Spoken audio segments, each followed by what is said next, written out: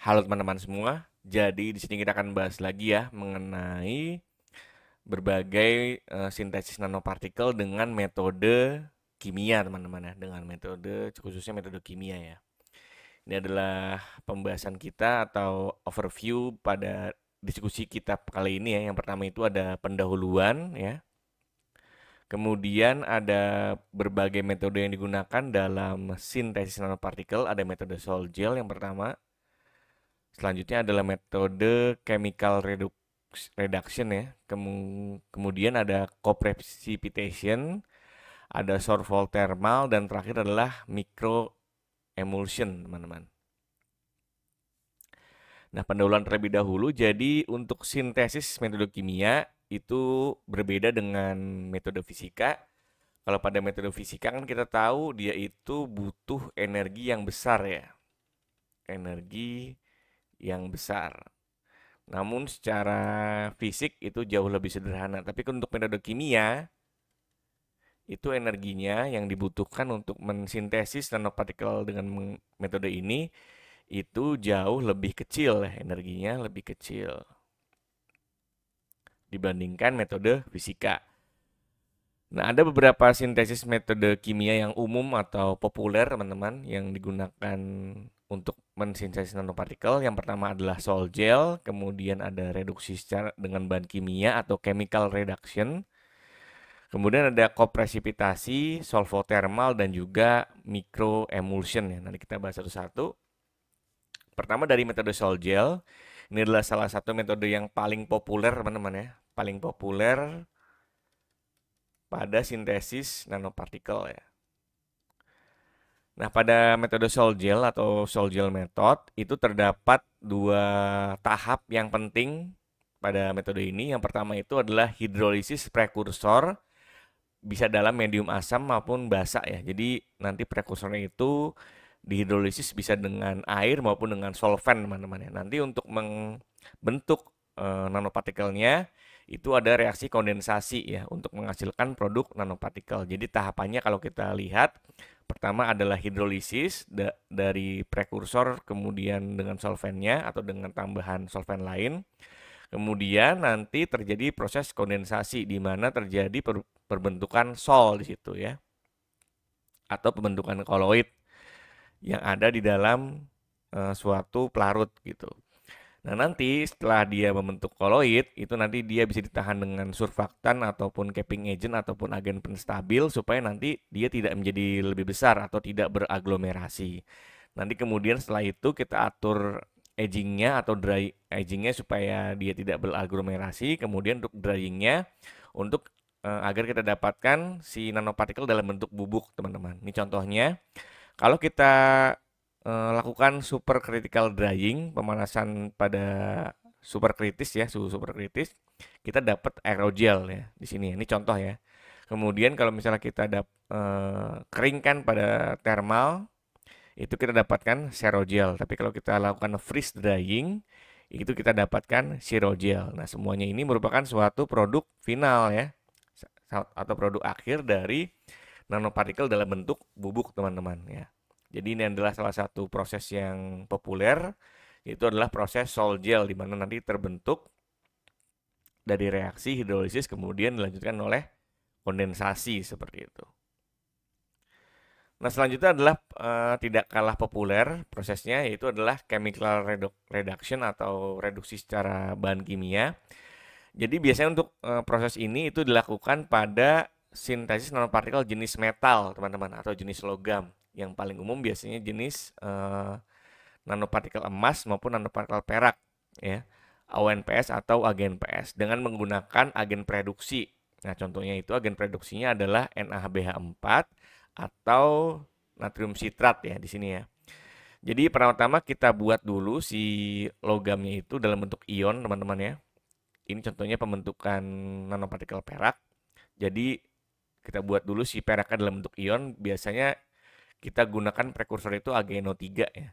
AgNO3. Kita tahu bahwa AgNO3 itu nanti bisa mengion atau bisa berdisosiasi menjadi Ag plus NO3-. Nah, Ag plus ini yang akan digunakan sebagai prekursor. Nanti baru setelah itu, setelah terbentuk ion, nanti kita tambahkan agen reduksinya, yaitu bisa NaHBH4 maupun sodium sitrat. Nanti si Ag plus ini itu akan ketambahan atau apa namanya, direaksikan dengan elektron sehingga membentuk Ag0 ya. Ag0. Nah, Ag0 ini kita tahan supaya nanti dia tidak berbentuk partikel mikro, tapi tetap dalam bentuk nano. Gimana cara nahannya? Kita gunakan stabilizer ya, atau agen penstabil supaya dia tidak beraglomerasi seperti itu teman-teman. Nah, selanjutnya adalah metode kopresipitasi atau coprecipitation dalam bahasa Inggris ya. Jadi untuk metode kopresipitasi ini biasanya untuk pembuatan nanopartikel Fe3O4, di mana kita tahu bahwa Fe3O4 itu terdiri dari dua campuran, ada Fe2+ dan juga Fe3+ ya dalam bentuk oksidanya. Nah, pertama-tama kita tambahkan dulu FeCl2 dan juga FeCl36H2O pada satu labu yang sama atau one pot berarti. Nanti untuk membentuk endapannya atau presipitasi kita tambahkan NaOH ya sebagai pengendap ya. Nanti ketika ditambahkan NaOH maka Fe2+ dan juga Fe3+ sama-sama mengendap secara bersamaan, makanya disebut juga metode kopresipitasi teman-teman di situ. Nanti ketika dia mengendap bersamaan terbentuk FeOH 2 kali ya. Untuk yang Fe2+ dan FeOH 3 kali untuk yang Fe3+. Baru nanti kita tahan juga dengan surfaktan maupun agen penstabil. Baru setelah itu kita bisa panaskan atau kalsinasi supaya nanti membentuk Fe2O3 plus FeO teman-teman ya. Gitu.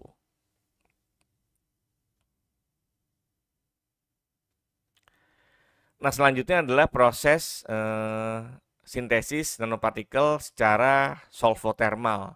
Nah, bedanya dengan metode-metode yang lain, untuk metode solvotermal ini sesuai dengan judulnya, dia itu dilakukan pada suhu tinggi, suhunya itu sekitar di atas 100 sampai 1000 derajat Celcius, dan juga tekanan tinggi, yaitu dari 1 sampai 10.000 atm.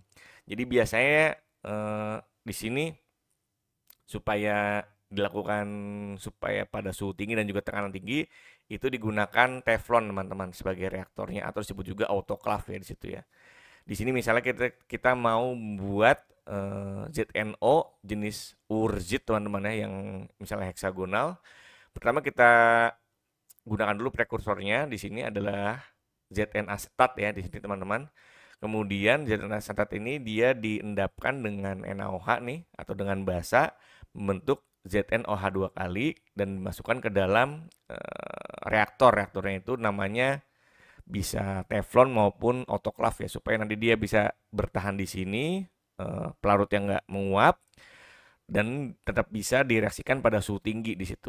Nah, baru setelah masuk di autoclave dia itu dimasukkan ke dalam oven yang sifatnya vakum. Di sini kelihatan nih pemanasannya itu 180 derajat ya. Selama 12 jam, berarti kan di atas 100 ya. Maka disebut juga reaksi atau metode solvotermal di situ, yaitu reaksi yang di atas reaksi di atas titik didih dari air. Di sini kan pelarutnya air ya. Nah, baru nanti terbentuk ZNO intermediate dan nanti bisa didapatkan ZNO nanopartikel yang jenis wurtzit yang heksagonal, teman-teman. Biasanya kan kalau ZNO itu sebagai fotokatalis ya nanti ya gunanya ya, seperti itu. Nah, pada metode solvotermal ini itu kalau kita gunakan air sebagai pelarut maka disebut juga metode hidrotermal. Jadi teman-teman nggak perlu bingung ya. Jadi solvotermal ini dia lebih umum ya. Kalau misalnya kita pakai air maka disebut juga metode hidrotermal karena dia menggunakan air sebagai pelarutnya gitu. Nah, yang terakhir adalah metode mikroemulsi ya. Jadi teman-teman di sini biasanya itu kan kalau misalnya koloid itu sifatnya itu atau homogenitasnya itu kan tidak selalu bagus ya. Tapi kalau misalnya kita buat dia sebagai mikroemulsi, maka bentuk koloidnya itu adalah sangat atau mendekati homogen teman-teman, atau memiliki tingkat homogenitas yang tinggi. Nah, biasanya dalam pembuatan nanopartikel metode mikroemulsi kita gunakan atau kita pakai fase yang namanya fase misel ya, atau bentuk misel gitu. Nah, bentuk misel ini contohnya seperti ini nih. Ini adalah bentuk misel di mana misalnya itu ya adalah air dalam minyak atau W_O ya. Water oil di situ. Di mana nanti fase airnya warna biru nih, yang titik-titik warna biru itu akan dikelilingi oleh surfaktan ya. Surfaktannya itu kita tahu surfaktan kebagi dua teman-teman ya. Misalnya kita gambar seperti ini surfaktan nih, ini surfaktan. Yang bagian kepala itu adalah yang bagian hidrofilik ya. Atau lipofobik nih di sini. Nah, kemudian yang bagian ekor itu adalah bagian yang hidrofolik ya. Hidrofobik atau disebut juga lipofilik ya, suka dengan minyak ya. Nah, ketika dia ada air, kemudian ditambahkan surfaktan, maka surfaktan tersebut akan mengelilingi air bagian atau fase airnya gitu. Maka akan terbentuk misel. Jadi di sini yang bagian panjang-panjang ini itu adalah fase minyak. Bagian yang kepala aja itu adalah fase air ya.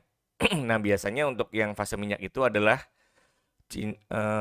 hidrokarbon yang panjang nih, maka disebut juga hidrokarbon tail. Sedangkan bagian airnya itu biasanya adalah logam biasanya gitu. Selain itu juga untuk yang mikroemulsi kita bisa tambahkan atau kita bisa gabungkan antara mikroemulsi satu dengan mikroemulsi yang lainnya. Di sini contohnya ketika ada mikroemulsi AM ya bertemu dengan AB, nanti bisa membentuk NB teman-teman ya. Ketika ada mikroemulsi AB, kemudian ada NB, nanti dia bisa membentuk AB teman-teman. Di mana A itu kan misalnya muatan positif, B itu muatan negatif, nanti dia bisa membentuk senyawa baru atau ikatan baru antara A dengan B di dalam suatu sekelompok surfaktan yang akhirnya bisa disebut misel gitu. Dan ini adalah referensi saya gunakan untuk pembuatan diskusi dan juga video kali ini. Oke, mungkin gitu ya teman-teman untuk pembahasan kali ini. Semoga materi bermanfaat. Terima kasih.